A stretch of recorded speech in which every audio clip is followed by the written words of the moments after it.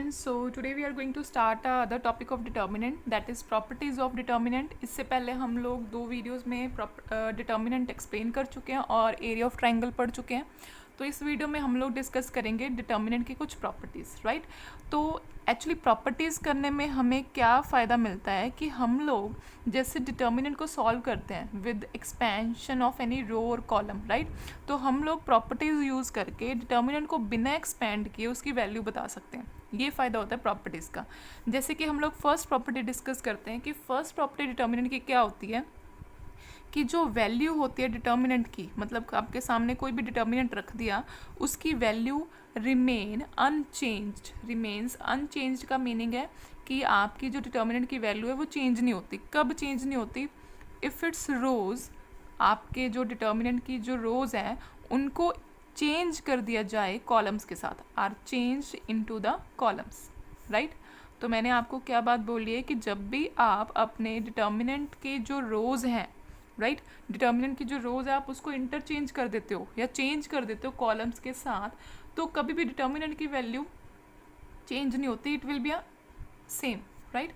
जब आप एक सिंगल वर्ड में यहाँ पे लिख सकते हो ट्रांसपोज, क्योंकि हम लोगों ने नॉर्मली ट्रांसपोज का क्या मीनिंग पढ़ा है, when you interchange the rows and columns each other, right.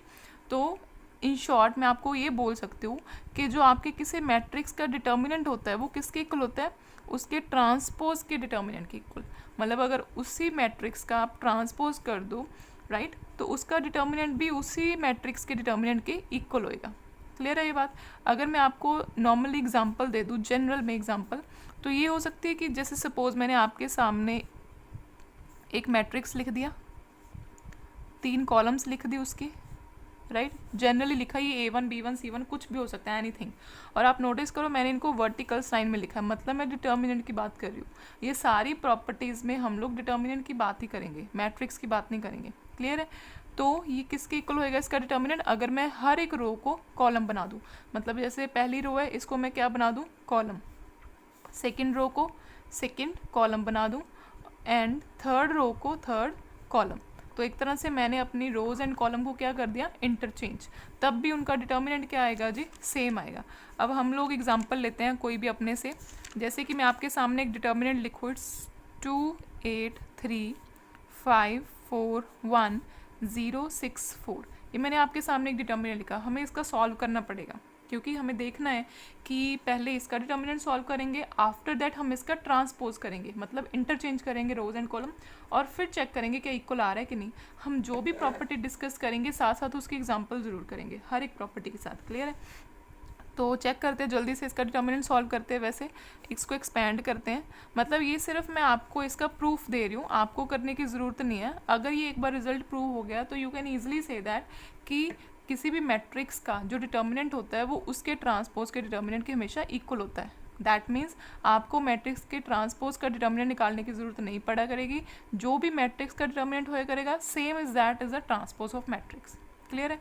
तो अगर हम इसका यूज़ करें डिटर्मिनेंट में एक्सपेंड करके, फर्स्ट रो को ही एक्सपेंड करेंगे एज यूजली, तो 2 पहले आएगा 16 माइनस 6 माइनस का 8, तो ये आएगा 20 माइनस 0 प्लस का 3, इट्स 30 माइनस 0. तो आप इसको जब सॉल्व करोगे ये आ जाएगा 20, बिकॉज 16 माइनस 6 10 10 इंटू 2 20. ये आ जाएगा minus 8 into 20 is minus 160 and plus का 90. ये सॉल्व करके आ जाएगा जी 20 प्लस 90 हो जाएगा अपने पास 110 minus 160, that means equals to minus का 50. क्लियर है बात. अब अगर मैं इसी मैट्रिक्स का आपके सामने इसका ट्रांसपोज कर दूँ, ट्रांसपोज क्या होता है, interchange of row and column. आप इंटरचेंज करोगे रो एंड कॉलम को. क्लियर है. तब भी आप इसका डिटर्मिनेंट फाइंड आउट करके देखना. एक्सपेंड कर ही लेते हैं हम इसको. 2 को एक्सपेंड किया 16 माइनस 6 प्लस माइनस 5 को एक्सपेंड करेंगे तो इट्स 8 इंटू 4 32 माइनस के 18, राइट, प्लस 0 इंटू समथिंग आया, आंसर 0 ही आएगा.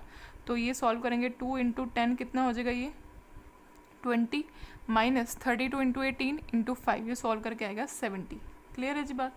तो 20 माइनस 70 इज माइनस का 50. तो आप चेक करो कि जब आपने पहले मैट्रिक्स का डिटर्मिनेंट निकाला था तब भी माइनस 50 है, आफ्टर ट्रांसपोज करने के बाद इस मैट्रिक्स का डिटर्मिनेंट भी क्या आया, माइनस का 50. क्लियर है जी. तो यहाँ से हमारी प्रॉपर्टी होती है प्रूफ. तो ये रिजल्ट याद रखना कि किसी भी मैट्रिक्स का डिटर्मिनेंट निकाल लो और चाहे उसके ट्रांसपोज का डिटर्मिनेंट निकाल लो, वे दोनों इक्वल होते हैं। क्लियर है जी। नेक्स्ट प्रॉपर्टी डिस्कस करते हैं जी हम अपनी सेकंड प्रॉपर्टी। सेकंड प्रॉपर्टी आपकी ये है कि if all the elements of a row, if all the elements of a row और कॉलम, मैं दोनों चीज़ें साथ में यूज़ कर रही हूँ, रो के साथ भी हो सकता है ये, कॉलम के साथ भी होता है। If all the elements of row and column of a determinant, ये वर्ड यूज़ करना ज़रूरी है क्योंकि हम लोग बात डिटर्मिनेंट की कर रहे हैं, बिकम ज़ीरो, अगर किसी एक रो और एक कॉलम के सारे एलिमेंट क्या हो जाए ज़ीरो, तो यू कैन से डायरेक्टली कि the value of determinant is always zero. Clear है बात। मैंने क्या रिजल्ट यूज़ किया कि अगर आपके किसी भी रो या किसी भी कॉलम के सारे एलिमेंट ज़ीरो हैं ऑफ आ रो, मतलब सिर्फ एक रो या एक कॉलम के सारे एलिमेंट आपके ज़ीरो हैं, तो आपकी डायरेक्ट डिटर्मिनेंट की वैल्यू क्या आएगी ज़ीरो। सॉल्व करने की ज़रूरत भी नहीं है। एग्जांपल मैं आपको दे सकती हूँ, जैसे कि हम लोग यहाँ पे लिखें कि सपोज़ कोई मैंने पूरी एक कॉलम में उसके एलिमेंट ज़ीरो रख लिए, बाकी जो कुछ मर्जी रखो आप, 1 2 -1 3 4 एंड 2, सपोज़ मैंने ये रख लिया। इसका डिटर्मिनेंट सॉल्व करते, वैसे तो हमें पता है आंसर क्या आएगा ज़ीरो, बट हम अपने सेटिस्फेक्शन के लिए प्रूव कर लेते हैं कि सच में ज़ीरो आ रहा है कि नहीं। जब आप सॉल्व करोगे, पहली रो को एक्सपेंड करोगे, इट्स ज़ीरो, तो ये आएगा 4 प्लस का 4, राइट, माइनस का 1, तो ये आएगा आपके पास 0 - 0, प्लस का 3 एक्सपेंड करोगे, इट्स 0 - 0, तो आप नोटिस करो ये भी ज़ीरो, ये भी ज़ीरो और ये भी ज़ीरो, तो टोटली आंसर आपके पास क्या आ गया ज़ीरो। क्लियर है बात। तो चाहे आप एक पूरी रो के एलिमेंट भी ज़ीरो रख लो, बाकी कुछ भी रखो, एनीथिंग, राइट, तब भी आपका इसका आंसर क्या आएगा ज़ीरो। चेक करके देख लेना। तो यहाँ से आपका एक रिजल्ट बनता है, if all the elements of a row और any column of a determinant become zero, then value of determinant is zero. तो क्लियर है सेकंड प्रॉपर्टी जी। ठीक है, नेक्स्ट हम लोग अपनी थर्ड प्रॉपर्टी डिस्कस करते हैं। डिटर्मिनेंट की थर्ड प्रॉपर्टी क्या कहती है, if any two corresponding row, if any two corresponding row और कॉलम, देखो मैं दोनों चीज़ें इकट्ठी बोल रही हूँ क्योंकि ये काम रो में भी हो सकता है और कॉलम्स में भी हो सकता है।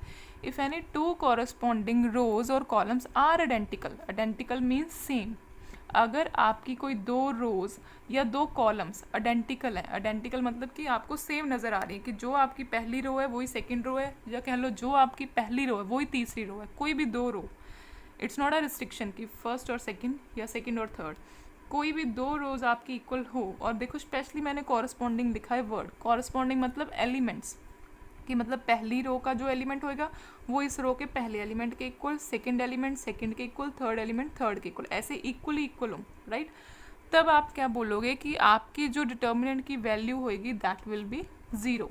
क्लियर है। तो मतलब कि अगर आपके सामने कोई दो रोज या दो columns of any matrix identical दिख जाएं तो आप उसके डिटर्मिनेंट की वैल्यू भी डायरेक्ट ज़ीरो बोल सकते हो, राइट। तो हम लोग कोई एग्जांपल डिस्कस कर लेते हैं। जैसे कि सपोज़ हम लोग अपने से कोई भी एग्जांपल लें कि कोई मतलब आपने दो रो या दो कॉलम इक्वल रखने हो, तो ठीक है लिखते हैं जी एग्जांपल। जैसे मैं 283 165 283, अगर आप इसमें नोटिस करो तो मैंने पहली कॉलम को तीसरी कॉलम के इक्वल रखा है अपनी मर्जी से जानबूझ के, और देखो फर्स्ट एलिमेंट के इक्वल है, सेकंड एलिमेंट सेकंड, 3 3 के। ऐसा नहीं करना कि यहाँ पे 2 है और यहाँ पे 2 है and you can say that is equal, no, corresponding elements are equal. तो अगर हमें ऐसे कुछ दिख जाए, आप देख रहे हो C1 and C3 equal columns है दोनों, तो इसका आंसर पक्का ज़ीरो आएगा। बट फिर भी चेक करने के लिए हम अपनी सेटिस्फेक्शन के लिए इसको एक्सपैंड कर लेते हैं। तो वही काम फिर डिटर्मिनेंट को एक्सपैंड कैसे करते हैं, 3 क्रॉस 3 वाले को, 2 × 18 माइनस के 40, फिर माइनस का 8, इसको करोगे तो इट्स 3 माइनस के 10 प्लस का 3, और ये हो जाएगा अपने पास 3 को छोड़ के 8 माइनस 12। क्लियर है जी बात। तो इस तरह आपने जो 3 क्रॉस 3 है उसको आपने क्या कर लिया जी एक्सपेंड। नेक्स्ट करोगे जी 2, और यहाँ पे क्या आएगा नेगेटिव 18 माइनस 40 होएगा, इट्स 22 माइनस 8, इट्स माइनस का 7 प्लस 3, इट्स माइनस का 4। क्लियर है। तो ये कितना हो गया, माइनस का 44 माइनस माइनस 56 और माइनस का 12। आप चेक करना ये आपका आंसर ज़ीरो आया। तो क्लियर होगी बात। तो जब भी आपको किसी भी डिटर्मिनेंट में कोई दो कॉलम आपको इक्वल दिख जाए कोई भी दो रो भी इक्वल हो सकती थी, जैसे मैं आपके सामने यहाँ पे एग्जांपल लिखूँ 1 2 3 1 2 3 इट्स 1 5 7 राइट। आप नोटिस करो इसमें फर्स्ट रो, सॉरी यहाँ पे मैंने उल्टा बोल दिया, ये आपकी रोज इक्वल थी, आई एम सो सॉरी, और यहाँ पे आपकी दो कॉलम्स इक्वल हैं। यहाँ पे दो रो इक्वल थी तब भी आंसर क्या है 0, और अगर आप दो कॉलम्स भी इक्वल अगर आपको दिख जाए कहीं पे डिटर्मिनेंट की तब भी उसका आंसर क्या आएगा 0। तो यहाँ से आपकी थर्ड प्रॉपर्टी क्लियर होती है कि if any two corresponding rows और columns right are identical then determinant will be 0। Clear है जी। तो इसके बाद फिर हम लोग अपनी नेक्स्ट प्रॉपर्टी पे चलते हैं। फोर्थ प्रॉपर्टी क्या है जी डिटर्मिनेंट की? फोर्थ प्रॉपर्टी ये होती है कि the interchange of any two row, the interchange मतलब एक्सचेंज करना right, interchange of any two rows और कॉलम्स, कॉलम भी हो सकती है और रोज भी हो सकती है। If interchange of any two rows and columns of a determinant, अगर आप डिटर्मिनेंट में किसी दो रोज को या किसी दो कॉलम्स को क्या करते हो जी इंटरचेंज, देन रिजल्ट में आपको क्या मिलता है, देन जो आपका रिजल्ट आएगा, रिजल्ट मतलब जो आप सॉल्व करोगे डिटर्मिनेंट, उसमें एक साइन का चेंज होएगा, change in a sign. Clear है?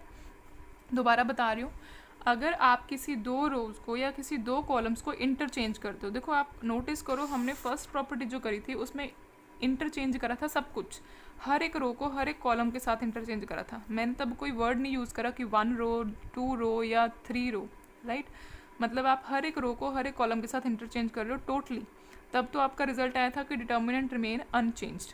पर ये रिजल्ट क्या है कि अगर मैं किसी दो रोज़ को, तीसरी को नहीं छेड़ना हम लोगों ने, कोई भी एनी टू रोज़ एनी टू कॉलम, वो रो 1 रो 3 भी हो सकती है, रो 2 रो 3 भी हो सकती है, कुछ भी हो सकता है, ठीक है। तो अगर आप उनको इंटरचेंज करते हो तो डिटर्मिनेंट में जस्ट एक साइन चेंज आएगा, मतलब पहले डिटर्मिनेंट सॉल्व करोगे, सपोज आंसर आपका पॉजिटिव आ गया, उसके बाद आपने इंटरचेंज करके अगर आपने आंसर निकाला तो आपका जस्ट आंसर में नेगेटिव आएगा और कुछ नहीं चेंज होएगा। हम आपके सामने एक एग्जांपल लिखते हैं।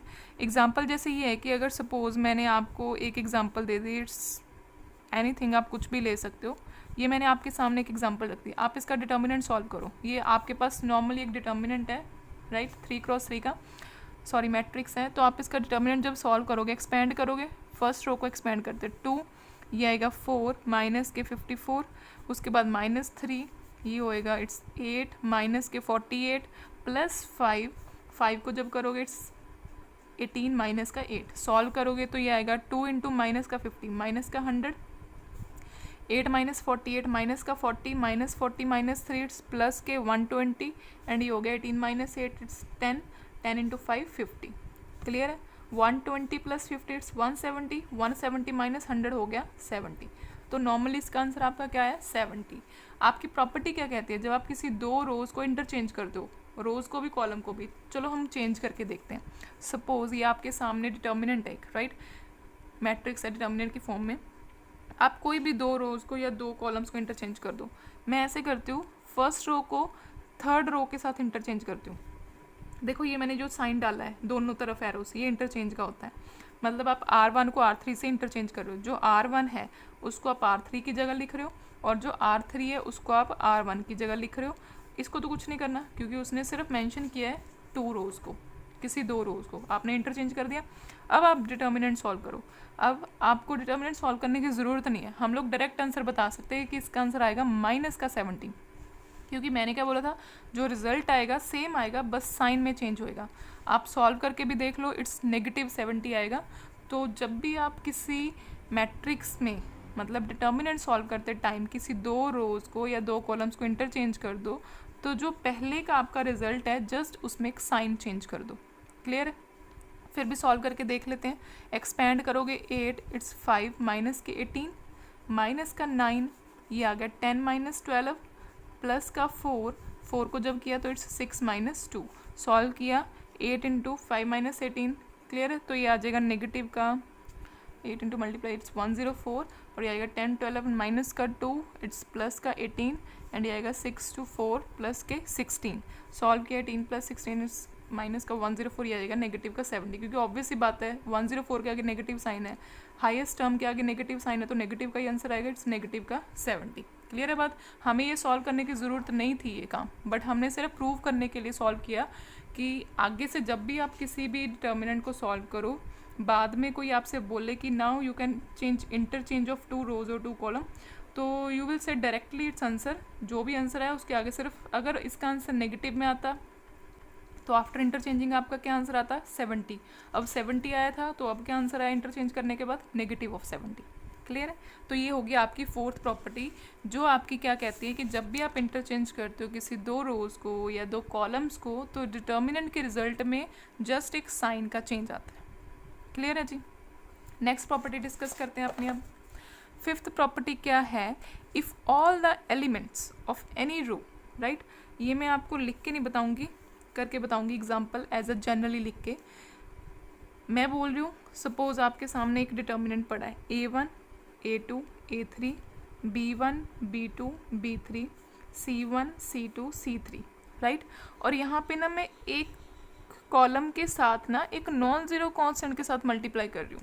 आप नोटिस करो मैंने यहाँ पे के लिखा है, ये कोई भी नॉन ज़ीरो कांस्टेंट हो सकता है, not a zero, it's non zero constant. If all the elements of any row और एनी कॉलम, एनी का मतलब कि सिर्फ एक कॉलम या एक रो के साथ आप ये काम कर रहे हो, right. If all the elements of any row, या आप सपोज कॉलम है आपकी सेकंड कॉलम, हर एक कॉलम के हर एक एलिमेंट के साथ मैं एक नॉन ज़ीरो कांस्टेंट मल्टीप्लाई कर रही हूँ, राइट। तो जो भी आपका आंसर डिटर्मिनेंट का आएगा that will be multiplied by that constant. मतलब कि आप ये एक तरह से कांस्टेंट जो है बाहर निकाल सकते हो कॉमन, और अंदर बचेगा सिर्फ ये। क्लियर है? तो अगर किसी रो या कॉलम में से कोई एक सेम कांस्टेंट कॉलम कॉमन निकलता हो तो आप उसको बाहर निकाल दो, देन फिर उसका डिटर्मिनेंट सॉल्व कर लो। मैंने आपके सामने क्या प्रॉपर्टी बोली, if all the elements of any row और any column is multiplied by non zero constant, then the determinant gets multiplied by that constant. जो आपका डिटर्मिनेंट का आंसर आएगा that will be multiplied by that constant. Clear है बात? एक चीज़ notice करना, जब आप इस रो या कॉलम से के बाहर निकालोगे तो एक सिंगल के बाहर निकल के आएगा। डजेंट मीन कि आप ऐसे करो कि के का बाहर क्यूब लिख दो। वो के का क्यूब तब लिखना होता है जब आपकी हर एक कॉलम के साथ के मल्टीप्लाई हो रहा हो। मतलब एक के आपने यहाँ से निकाला, सपोज यहाँ पे के होता, यहाँ पे भी के होता। जब आप ऐसे करते, फर्स्ट कॉलम में से के बाहर निकालते, सेकंड कॉलम में से के बाहर निकालते, थर्ड कॉलम में से के बाहर निकालते, तब यहाँ पे के क्यूब आता। बट नाउ अभी आप सिर्फ के कॉमन निकाल रहे हो सेकंड कॉलम में से, इसलिए सिर्फ आपने के लिखा। ये गलती ना करना कि आप यहाँ पे के क्यूब लिख दो। क्लियर है? इसकी हम लोग एक एग्जांपल कर लेते हैं, उससे ज़्यादा बेटर समझ लग जाएगा।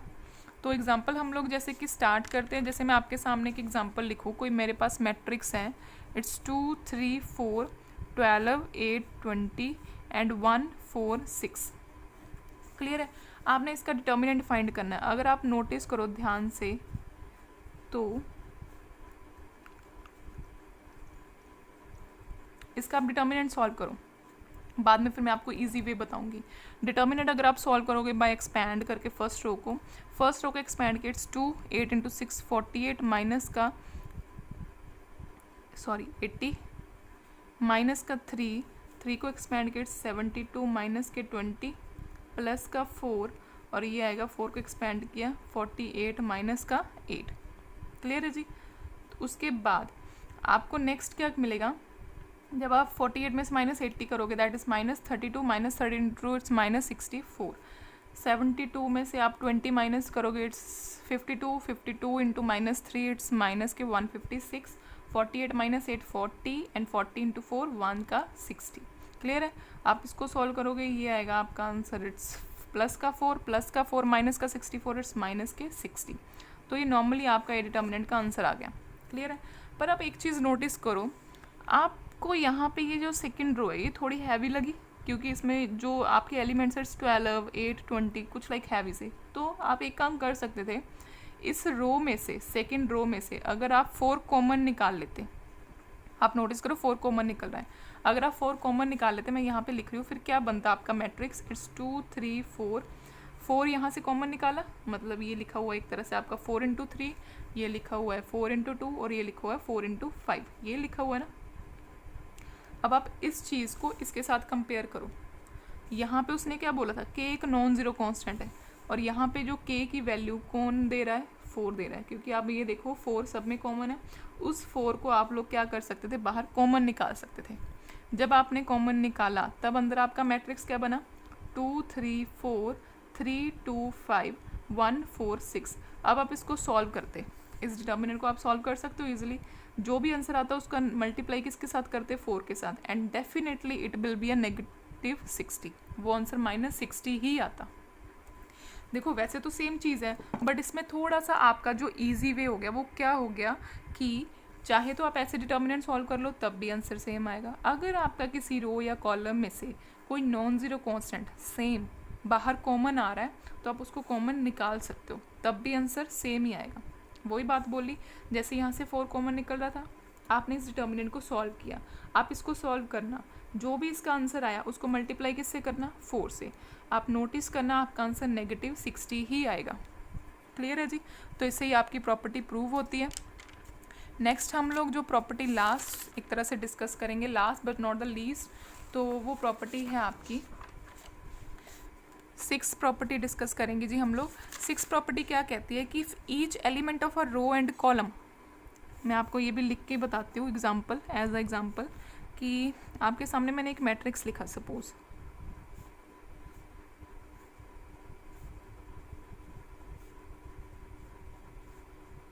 आप एक चीज़ नोटिस करो, यहाँ पे मैंने सिंपल लिखा A1 A2 A3 पहली कॉलम है, दूसरी कॉलम लिखा B1 B2 B3, एंड तीसरी कॉलम में मैंने क्या लिखा, C1 + D1 C2 + D2 C3 + D3।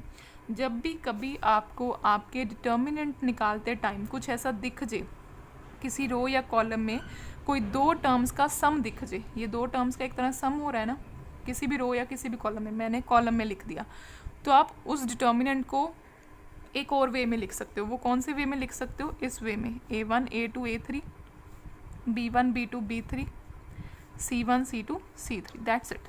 Plus का साइन, उसके बाद क्या लिखोगे जी, A1 A2 A3 B1 B2 B3 and it's D1 D2 D3। मतलब एक तरह से आपने क्या किया, जो आपके सामने डिटर्मिनेंट पड़ा था, किसी रो या किसी कॉलम में सम ऑफ 2 टर्म्स पड़ा हो तो आप उसको ऐसे अलग अलग लिख सकते हो, राइट। मतलब ये आपने पहली 2 कॉलम्स तो सेम ही रखी दोनों में, जस्ट आपने क्या किया, तीसरी कॉलम को अलग अलग कर दिया, पहले C1 C2 C3 में लिख दिया, प्लस का साइन डाल के फिर D1 D2 D3 लिख दिया। तो आप किसी डिटर्मिनेंट को ऐसे ब्रेक करके भी लिख सकते हो। इसकी मैं आपको एग्जांपल देना चाहूँगी। अब इसकी एग्जांपल कोई हो नहीं सकती, हमें पता है, क्योंकि अगर आप इन दोनों का सम भी करोगे तब भी हमें यही चीज़ मिलेगी। मतलब ये सिंपली एक वे होता है कि प्रॉपर्टी है डिटर्मिनेंट की, कि आप इसको ऐसे ब्रेक करके लिख सकते हो। अब मैं आपके सामने कोई क्वेश्चन रखती हूँ, जैसे आपका जो क्वेश्चन है 2 3 5 7 8 9 65 75 एंड 86। आपको क्वेश्चन पता है किस तरीके से आते हैं, जैसे उसने लिख दिया कि ये एक डिटर्मिनेंट है, इसको सॉल्व करो, right, without using expansion of the row या एनी कॉलम। मतलब क्या है, देखो एक तरह से आपको सबसे पहले देखने में क्या मिल रहा है, ये एक डिटर्मिनेंट है, कौन से ऑर्डर का, 3x3 का, और आपको ईजिली सॉल्व करना आता है बाय द एक्सपेंशन ऑफ रो और कॉलम। आप किसी रो या किसी कॉलम को एक्सपेंड करोगे और सॉल्व कर लोगे। बट आप ये भी नोटिस करो यहाँ पे कितनी हैवी टर्म्स हैं, 65 75 एंड 86। इतने में जितने में आप मल्टीप्लाई करोगे तो इसका कोई और वे भी हो सकता है ईजिली। तो वो जो इसका ईजी वे है वो क्या वे है, by using the properties of determinant. क्योंकि मैंने आपको बोला है डिटर्मिनेंट आप एक्सपेंड करके फाइंड आउट कर सकते हो, बट जो प्रॉपर्टीज़ होती हैं वो डिटर्मिनेंट को सिंपल बनाती हैं, किसी क्वेश्चन को सॉल्व करने के लिए सिंपल वे बनाती हैं। तो इसका हम थोड़ा सिंपल वे देखते हैं। वैसे भी उसने स्पेशली मेंशन कर देता है क्वेश्चन में कि without expanding solve the determinant. देखो जब उसने लिख ही दिया है कि बिना एक्सपेंड किए आप सॉल्व करो इसे, तो आप एक्सपेंड कर ही नहीं सकते। तो हम लोग इसमें यूज़ करेंगे कुछ प्रॉपर्टीज़।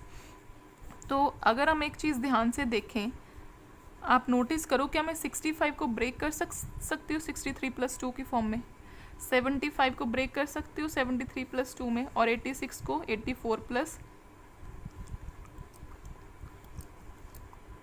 84 नहीं, इसको लिखो आप 81। देखो मैंने एक वे में क्यों इस वे में लिखा, क्योंकि आप नोटिस करो यहाँ पे मेरे को 2 3 5 दिख रहा है, तो मैंने इस तरह से इसको ब्रेक किया कि मेरे को यहाँ पे भी 2 3 5 मिल जाए। क्लियर है बात। तो अब इस डिटर्मिनेंट के ऊपर ये प्रॉपर्टी अप्लाई करो, आपने अभी बोला कि आप जब भी कोई रो या कॉलम में ऐसे दो जनों का सम आ जाए तो आप उसको अलग अलग कर सकते हो। आप लिख सकते हो 2 3 5 7 8 9 63 72 81 प्लस 2 3 5, नेक्स्ट आपका आएगा 2 3 5 7 8 9 और 2 3 5। क्लियर है जी बात? आपने कुछ नहीं किया, अपने डिटर्मिनेंट को पहले तो ऐसे सिंपली ब्रेक करके लिख लिया, राइट, क्योंकि थोड़ी हैवी टर्म थी तो हमें सॉल्व करने से बेटर हमने ऐसे ब्रेक कर लिया। उसके बाद आपने लास्ट प्रॉपर्टी इसके ऊपर अप्लाई करी, ऐसे लिख दिया। अगर आप ध्यान से नोटिस करो, हमने एक प्रॉपर्टी पढ़ी है कि अगर आपके डिटर्मिनेंट में कोई दो आइडेंटिकल रो या दो आइडेंटिकल कॉलम दिख जाए तो उसका आंसर 0 होता है।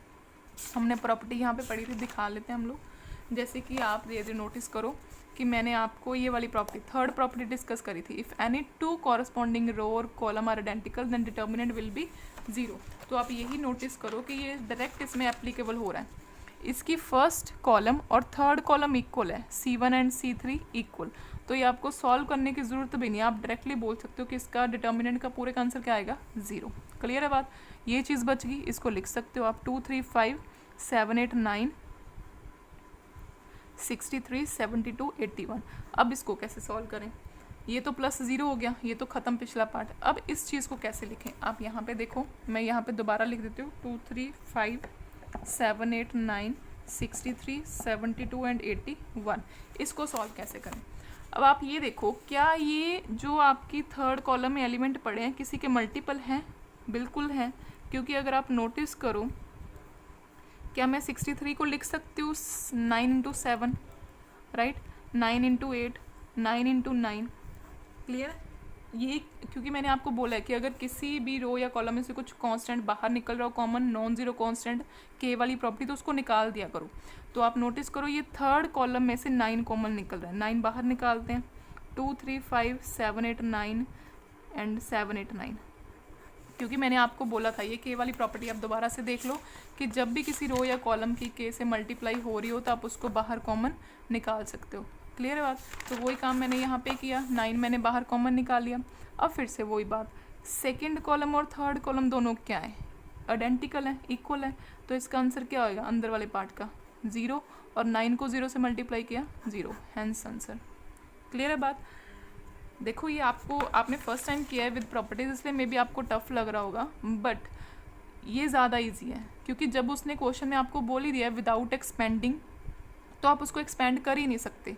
अगर आप एक्सपेंड करके इसका आंसर 0 निकालो तो उसका कोई फ़ायदा नहीं है, क्योंकि उसने आपका आंसर रॉन्ग ही करना है। तो जब उसने नहीं बोला कि without expanding just solve the determinant, then it's your choice कि आप कैसे करते हो, with the help of properties और with the help of expansion. But अगर उसने बोला without expanding, then you have no choice, तो आपको ये प्रॉपर्टीज़ की हेल्प से ही सॉल्व करना पड़ेगा। क्लियर है? तो एक बार ये प्रॉपर्टीज़ रीड आउट करना, इनको दोबारा से समझना। अगर फिर भी आपको कोई प्रॉब्लम हो तो आप कमेंट बॉक्स में बता सकते हो, वो हम लोग दोबारा चीज़ डिस्कस कर लेंगे प्रॉपर्टी की। क्लियर है बात?